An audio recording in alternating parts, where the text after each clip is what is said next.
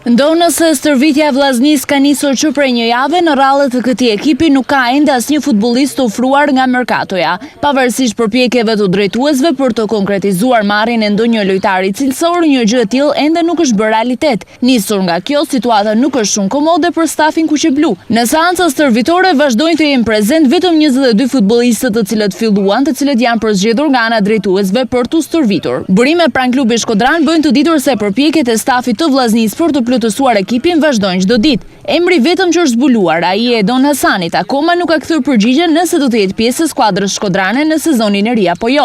Një vonesë e tillë natyrisht ka prishur jo pak plane për trajnerin Cungu. Ky i fundit, nga sa është bërë e ditur, ka paraqitur një listë me futbollistë që dëshiron të ketë në dispozicion, por më shumë të ngjarë. Për asaj liste pak lojtarë janë të lirshëm tani, sepse mund të kenë firmosur me skuadra të tjera.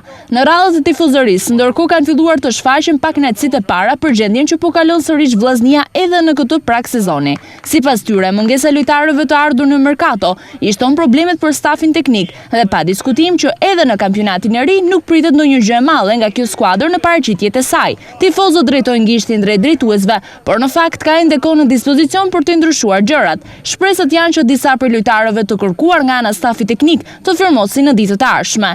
Ajo çfarë kërkohet është gjetja një portieri, e një qendërmbrojtësi, e një mesfushori qendre dhe një sulmuesi cilësor, që do të thotë krijimi një boshti me lojtar cilësor. Megjithatë, pritet të zbulohet se cilët do të jenë këto emra që do të jenë pjesë e Vllaznisë.